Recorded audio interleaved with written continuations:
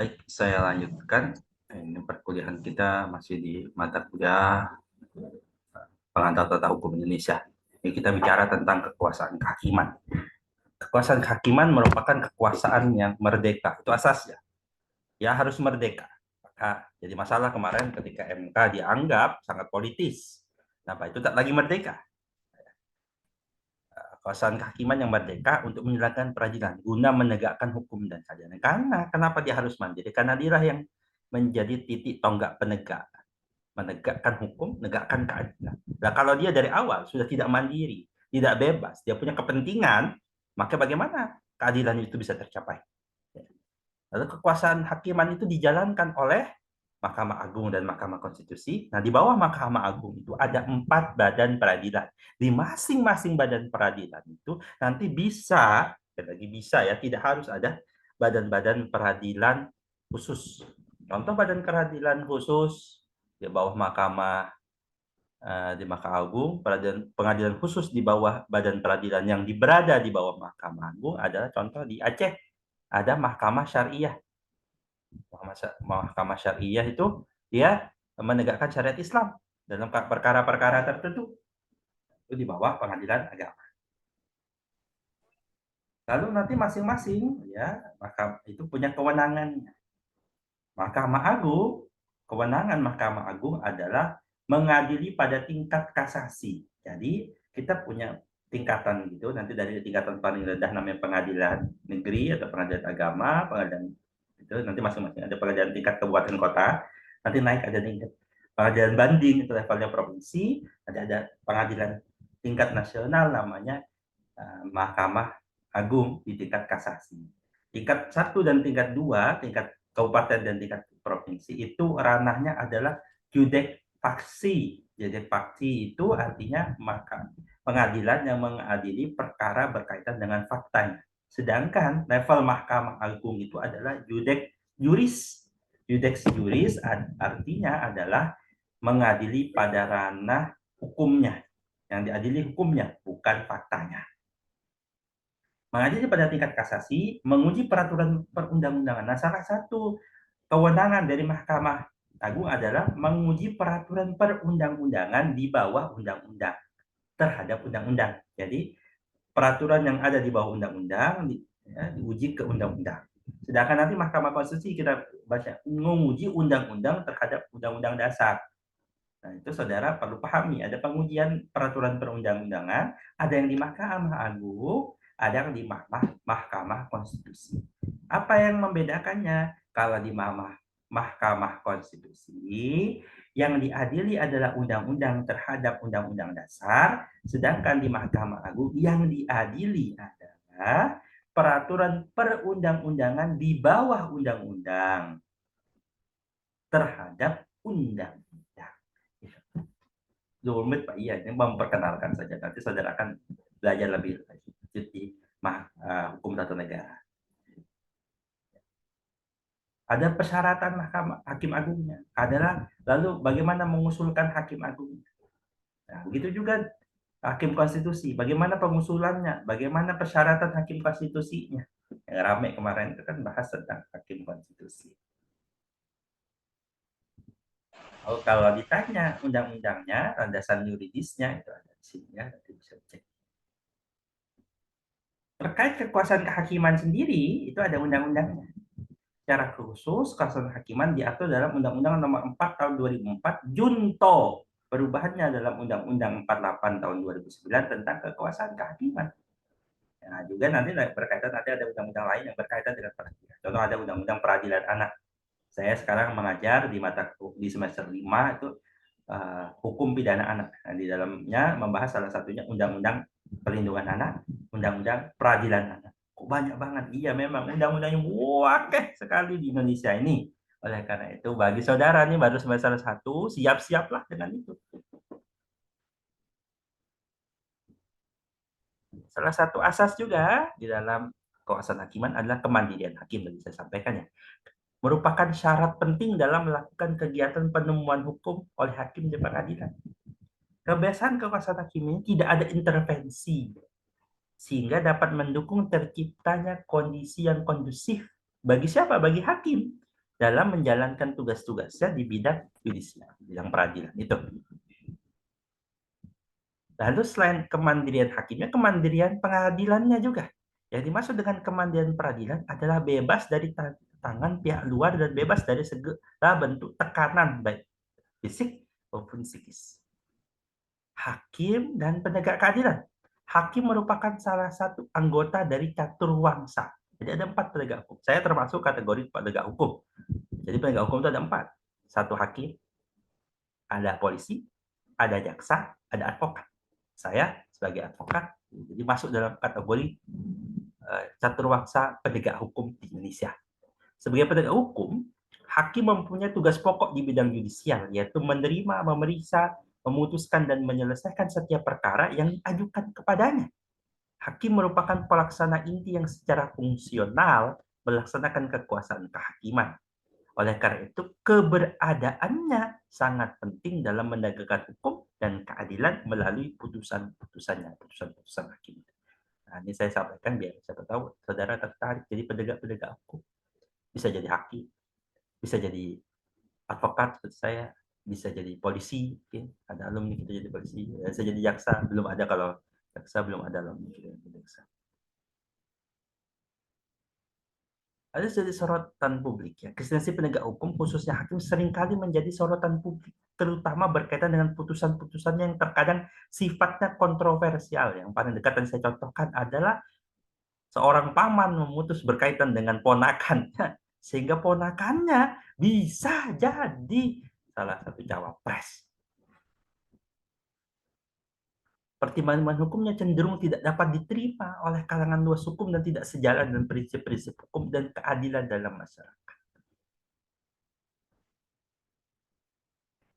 Idealnya, suatu putusan hakim harus memuat idis desreh, punya 3 unsur: keadilan, kepastian hukum, dan kemanfaatan. Kalau saudara ketemu di mata kuliah barang saya, hukum acara, nanti saya akan jelaskan panjang berkaitan dengan keadilan, kepastian hukum, dan kemanfaatan. Harus proporsional, harus adil ditegakkan.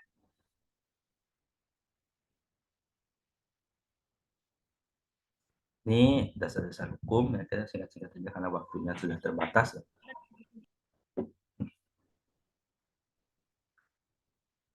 Nah, ini saya tadi ingin memperinci. Jadi ada Mahkamah Agung, ada Mahkamah Konstitusi. 1, 2, 3, 4 ini berada di bawah Mahkamah Agung. Kita lihat satu-satu. Peradilan umum adalah salah satu pelaku kekuasaan kehakiman bagi rakyat pencari keadilan. Kewenangannya apa? Mengadili perkara pidana dan perdata.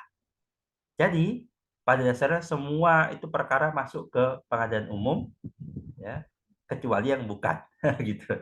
Bahasa gampang saya. Pengadilan negeri berkedudukan di ibu kota kabupaten atau kota. Di Bontang kan kota bentuknya, Balikpapan kota. Dan pengadilan tinggi berkedudukan di ibu kota provinsi. Peradilan umum terdiri dari tingkat 1 dan tingkat 2, tingkat 1 di kabupaten kota, tingkat 2 di provinsi. Kompetensi apa? Nah, saudara akan belajar tentang kata-kata kompetensi absolut. Kompetensi absolut peradilan umum itu adalah bertugas mengadili perkara pidana dan perkara perdata. Nah, kalau pengadilan tinggi berarti bandingnya. Nah, saya sampaikan tadi ada pengadilan-pengadilan yang dibentuk di bawah peradilan umum. Kata-kata ingat lagi ya, kata-kata peradilan dan pengadilan itu 2 kata yang berbeda. Lembaganya disebut peradilan, lingkungan peradilannya secara abstrak. Nah, kalau kantornya atau tempat-tempatnya itu nanti disebut pengadilan. Ada pengadilan anak, ada pengadilan niaga, ada pengadilan HAM, pengadilan tipikor, pengadilan Indonesia, mahkamah syariah, ada pengadilan lalu lintas dan sebagainya. Nah, ini masuk dalam badan peradilan umum, lingkungan peradilan umum. Nanti kita temukan lagi ada namanya badan peradilan agama, lingkungan peradilan agama. Peradilan agama adalah peradilan khusus yang berwenang memeriksa perkara perdata Islam bagi orang-orang beragama Islam. Jadi perkaranya perkara dikhususkan pada perkara perdata, dikhususkan kepada orang-orang beragama Islam. Jadi kalau ada orang Islam yang mau bercerai, masuknya di pengadilan agama. Kalau ada orang beragama Kristen, Hindu, Buddha ingin bercerai, dia lingkupnya kembali ke umum tadi, peradilan perkara perdata. Kan ada perkara perdata.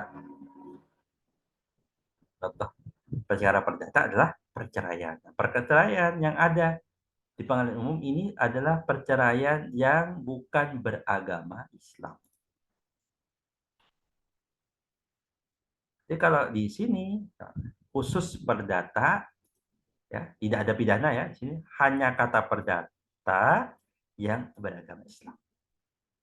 Dia ada di tingkat level kabupaten kota namanya pengadilan agama.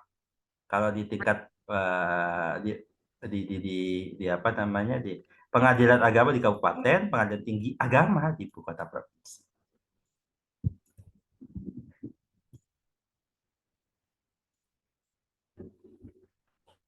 Perkara-perkara apa aja nanti dispesifikkan.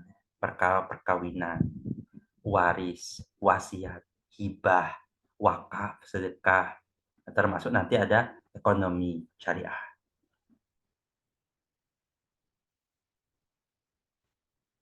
Perkara ekonomi syariah ini ramai sekali sekarang ya, hampir semua bank itu punya unit syariah, punya bank syariah, asuransi begitu juga, leasing, kredit, dan sebagainya. Nah ini salah satu tempat saudara nanti bisa berpeluang bekerja di bidang hukumnya.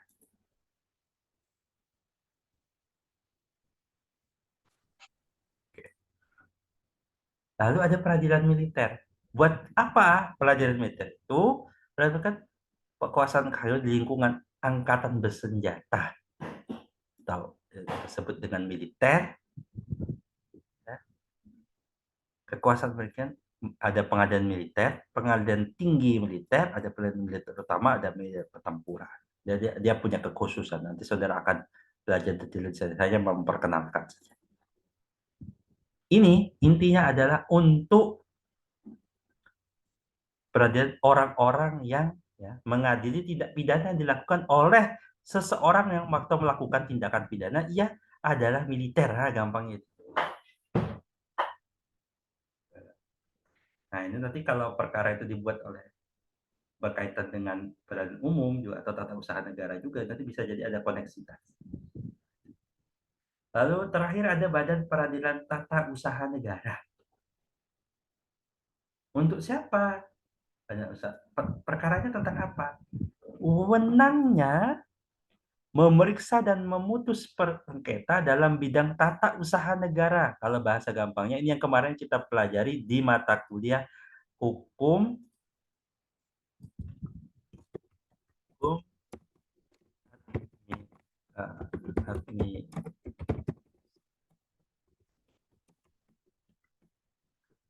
kita belajar ini. Nah ini kalau berperkara masuknya di ranah tata usaha negara.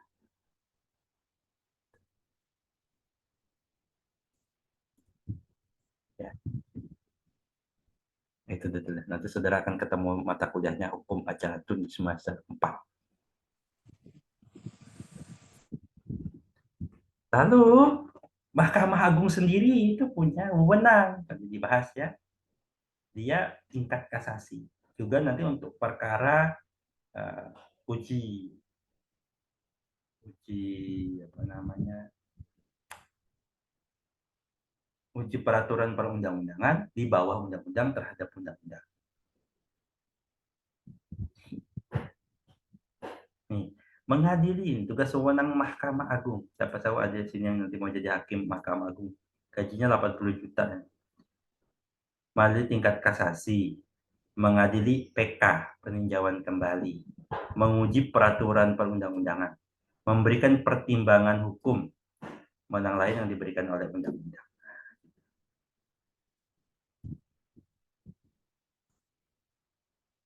Nah, terakhir Mahkamah Konstitusi. Rame kemarin ya.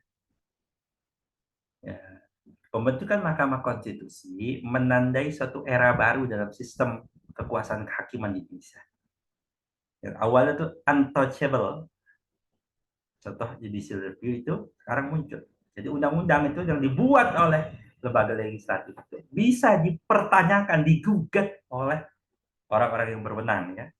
Orang-orang berwenang apa? Orang-orang terkait yang punya legal standing. Termasuk kita nih. Kalau mengatur tentang warga negara kita bisa betul. Kita bisa mengajukan itu. Yang ngajuin apa namanya? Gibran itu batas usia terkait Gibran itu kan batas usia di bawah 40 tahun ya 40 tahun awalnya ya saya lupa itu kan mahasiswa itu belum lulus kalian bisa tuh lanjut kayak gitu.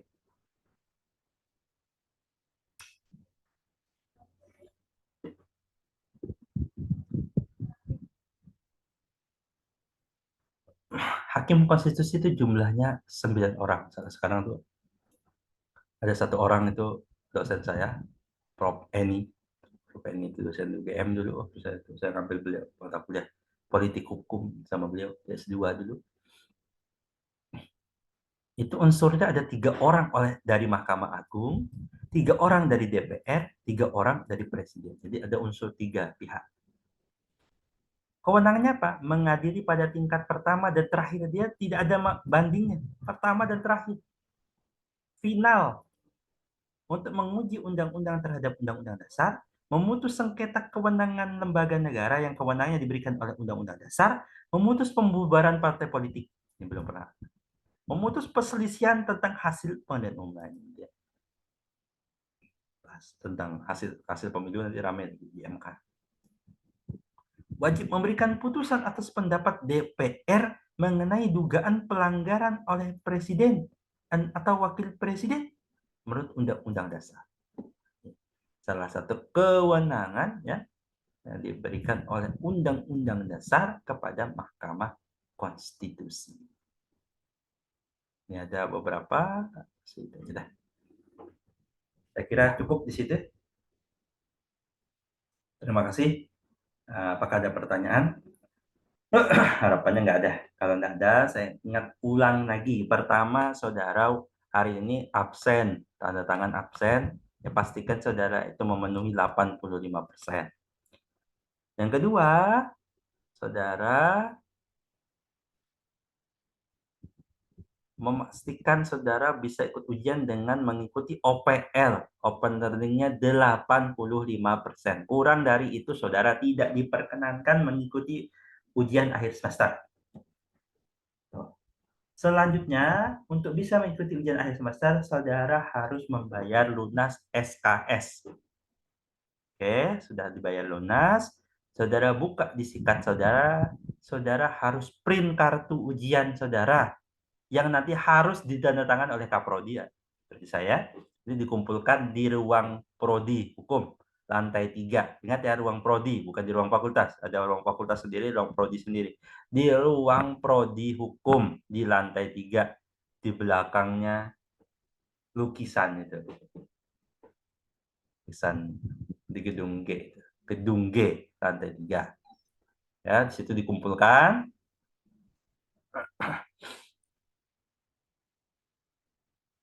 Harus ditandatangani.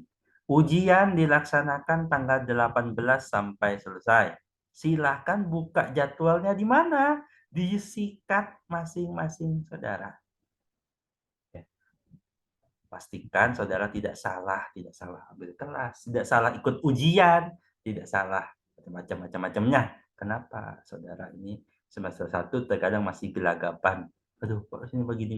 Silakan tanya kalau tidak tahu. Jangan sok tahu. Wah, sering yang masalah tuh. Sok tahu. Tanyalah. Ya, tanya. Baik, kalau tidak ada lagi, saya sebagai pengampu mata kuliah pengantar tata hukum Indonesia ucapkan mohon maaf kalau selama saya mendampingi saudara dalam mata kuliah ini selama 1 semester banyak hal yang tidak bisa maksimal ya. Saya kemarin 3 minggu harus menyelesaikan doktor saya di UMS ya di Solo, Muhammadiyah Surakarta. Selesai saya doktor, saya pulang kuliah aja nggak boleh offline tadi. Ruangannya ternyata sedang dipergunakan.